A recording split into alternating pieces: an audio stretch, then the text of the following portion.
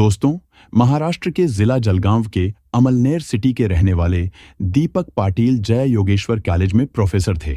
अपने सुखी वैवाहिक जीवन में मशगूल प्रोफेसर दीपक पाटिल का एक विद्यार्थी था, सागर मराठे।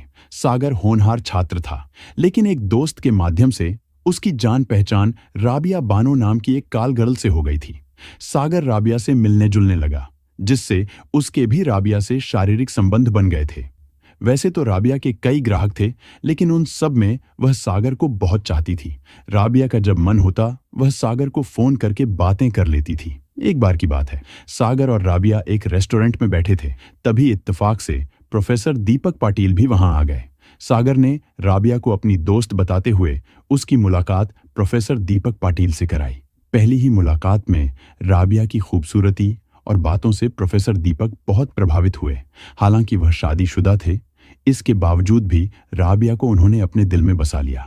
अगले दिन सागर जब कॉलेज आया तो उन्होंने किसी बहाने से सागर से राबिया का फोन नंबर ले लिया।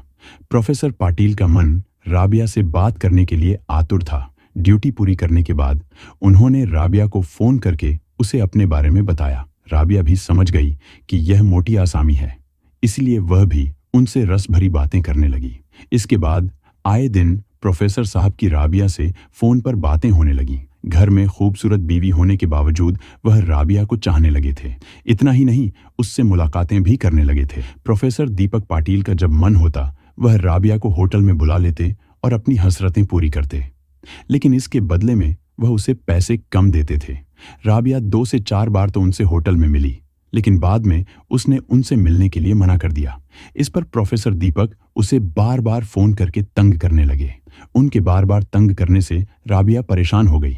उसने इसकी शिकायत सागर मराठे से की, क्योंकि उसी ने उसकी मुलाकात प्रोफेसर दीपक से कराई थी। सागर ने भी प्रोफेसर को समझाया, लेकिन वह नहीं माने।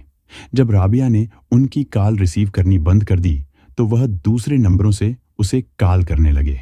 उसने कई बार प्रोफेसर दीपक को झिड़क भी दिया था, पर वह अपनी हरकत से बाज नहीं आए। अमलनेर की ही म्हाड़ा कॉलोनी में रहने वाली राबिया का एक प्रेमी था, राज चौहान। वह हिस्ट्री शीटर था। अलग अलग पुलिस थानों में उस पर दर्जनों केस दर्ज थे। आपको बता दें, राबिया शादीशुदा युवती थी। उसकी शादी सूरत में हुई थी। शादी के कुछ ही दिनों में राबिया ने पति का घर छोड़ दिया था। बाद में वह अमलनेर में अपनी मां के यहाँ आकर रहने लगी थी। पति को छोड़ने के बाद राबिया पूरी तरह आजाद हो गई थी। राबिया का अमलनेर के रेलवे परिसर में आना जाना लगा रहता था। इसी इलाके में राज चौहान भी रहता था। हर रोज दोनों की नजरें मिलने लगी थीं। कुछ ही दिनों में दोनों को एक दूसरे से प्यार हो गया था। अपराध के सिलसिले में राज चौहान को लंबे समय के लिए दूसरी जगहों पर जाना पड़ता था। कभी पुलिस द्वारा गिरफ्तार कर लिए जाने पर उसे जेल जाना पड़ता तो राबिया के सामने आर्थिक समस्या खड़ी हो जाती थी। अपने प्रेमी राज चौहान की गैर मौजूदगी में वह जिस्म फरोशी का धंधा करती थी। राबिया को प्रोफेसर दीपक का बार बार फोन करना पसंद नहीं था। प्रोफेसर के अलावा उसे सागर मराठे पर भी गुस्सा आता था। एक दिन उसने प्रोफेसर दीपक और सागर की शिकायत राज चौहान से कर दी। अपनी प्रेमिका की शिकायत सुनकर राज का गुस्सा 7वें आसमान पर पहुंच गया। उसने दोनों को सबक सिखाने की ठान ली। राज चौहान का एक दोस्त था, विजय डेढ़े। विजय बदलापुर मुंबई में रहता था।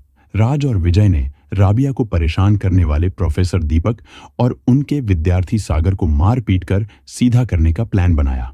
वे दोनों को एक साथ बुलाना चाहते थे। यह काम राबिया ही कर सकती थी, इसलिए राज ने राबिया के माध्यम से प्रोफेसर दीपक और सागर को साथ साथ बुलाने की योजना बनाई। राज के इशारे पर राबिया ने दोनों को 3 मार्च 2018 की रात के 10 बजे साथ साथ अमलनेर के प्रताप महाविद्यालय के पास स्थित स्टेडियम के पास पहुंचने को कह दिया। राबिया का फोन आने पर प्रोफेसर साहब फूले नहीं समा रहे थे। चूंकि दोनों को राबिया ने बुलाया था, इसलिए प्रोफेसर दीपक और सागर मराठे का आना निश्चित था। उनके आने से पहले ही राज चौहान और विजय रात के अंधेरे में स्टेडियम के पास छिपकर बैठ गए।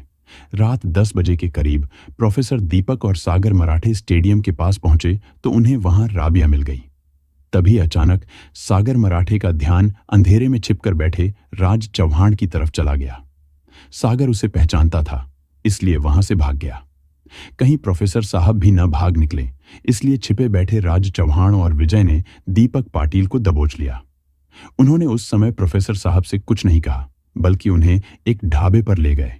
वहां पर दोनों ने मिलकर प्रोफेसर दीपक को जबरन जरूरत से ज्यादा मात्रा में शराब पिलाई। छात्रों को पढ़ाने वाला प्रोफेसर अय्याशी के चक्कर में दो गुंडों के बीच बैठा जबरदस्ती शराब पी रहा था। कुछ ही देर में प्रोफेसर पर नशा छा गया। उन्हें कुछ नहीं सूझ रहा था। इस दौरान उनका बैंक एटीएम कार्ड दोनों गुंडों ने छीन लिया।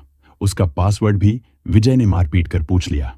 एटीएम कार्ड हासिल करने के बाद दोनों ने उनकी डंडे से पिटाई करनी शुरू कर दी।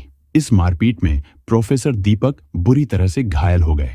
उन्हें पता था कि बदनामी से बचने के लिए प्रोफेसर मारपीट की बात किसी को नहीं बताएंगे। बाद में दोनों हमलावरों ने जख्मी प्रोफेसर को उन्हीं की बाइक से शहर के डॉक्टर हजारे के क्लिनिक तक पहुंचाया। तब तक काफी रात हो चुकी थी। उन्होंने डॉक्टर हजारे को काफी आवाजें दी, लेकिन किसी ने गेट नहीं खोला। आखिर राज और विजय ने जख्मी प्रोफेसर को उसी हालत में क्लिनिक के पास छोड़ दिया और उनकी मोटरसाइकिल से वहां से भाग निकले। प्रोफेसर का एटीएम कार्ड उनके पास ही था, जिससे उन्होंने करीब 40,000 रुपए निकाल लिए। अस्पताल के बाहर लहूलुहान पड़े प्रोफेसर दीपक को इलाज नहीं मिला तो उन्होंने दम तोड़ दिया। रात लगभग 2 बजे उनकी लाश पर किसी की नजर पड़ी तो उसने इसकी सूचना अमलनेर पुलिस थाने में दी। खबर मिलने पर थाना प्रभारी अनिल बड़गुजर पुलिस टीम के साथ डॉक्टर हजारे के क्लिनिक के पास पहुंची। सुबह करीब 3:30 बजे इस घटना की खबर मृतक प्रोफेसर दीपक की पत्नी तथा रिश्तेदारों को मिली तो वे सब वहां पहुंच गए। सुबह होने पर पुलिस ने जब उनकी लाश का निरीक्षण किया तो उनके शरीर पर चोटों के गहरे घाव थे। लोग इसे एक सड़क दुर्घटना मानकर चल रहे थे, लेकिन उनकी बाइक वहां नहीं थी। इससे पुलिस उनकी मौत को संदेहात्मक मान रही थी। प्रोफेसर दीपक की पत्नी को यह हत्या का मामला लग रहा था, इसीलिए उन्होंने अज्ञात व्यक्तियों के खिलाफ हत्या का मामला दर्ज करा दिया। इस घटना को लेकर अमलनेर शहर में खलबली मच गई थी। पुलिस अधीक्षक दत्तात्रेय कराले ने पूरे मामले को ध्यान में रखते हुए इस केस की जांच पर क्राइम ब्रांच के इंस्पेक्टर सुनील कुराड़े को भी लगा दिया था। मामले की जांच थाना पुलिस के अलावा क्राइम ब्रांच के इंचार्ज सुनील कुराड़े और उनकी टीम भी कर रही थी। अपराध करने के बाद राज चौहान, विजय डेढ़े और राबिया फरार हो चुके थे। इधर उधर घूमते घूमते वे सूरत पहुंचे। सूरत में राबिया की बहन का बेटा रहता था, जिसका नाम अजीज था। कुछ दिनों तक वे अजीज के पास रहे। वहीं पर राज को पैसों की जरूरत पड़ी तो उसने अजीज को अपना मोबाइल बेच दिया। जलगांव क्राइम ब्रांच की टीम को जांच के दौरान यह जानकारी मिल गई थी कि दीपक पाटिल का राज चौहान की प्रेमिका राबिया के पास आना जाना था।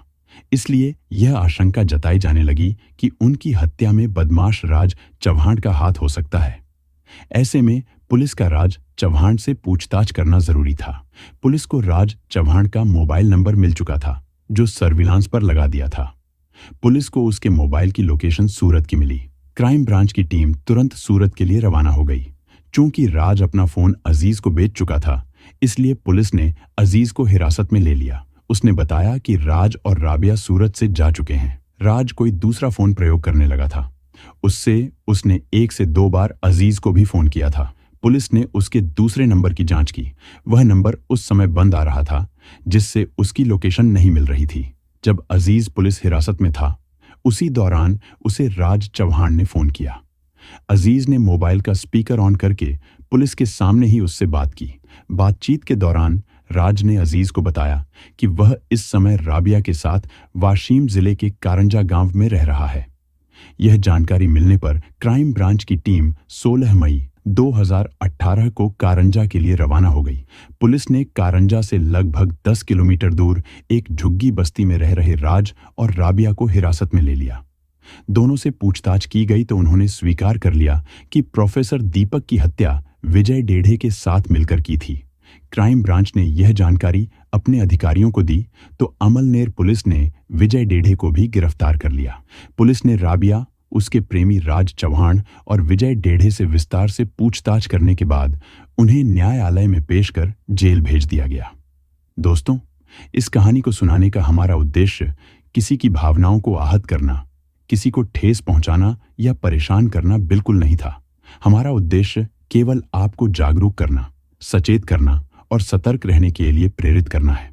दोस्तों, इस पूरी घटना के बारे में आपकी क्या राय है? कमेंट बॉक्स में जरूर बताएं और अगर हमारी मेहनत पसंद आई हो तो इस वीडियो को लाइक करते हुए शेयर भी करें। अगर आपने अब तक चैनल को सब्सक्राइब नहीं किया है तो हमारे चैनल को सब्सक्राइब कर लीजिए।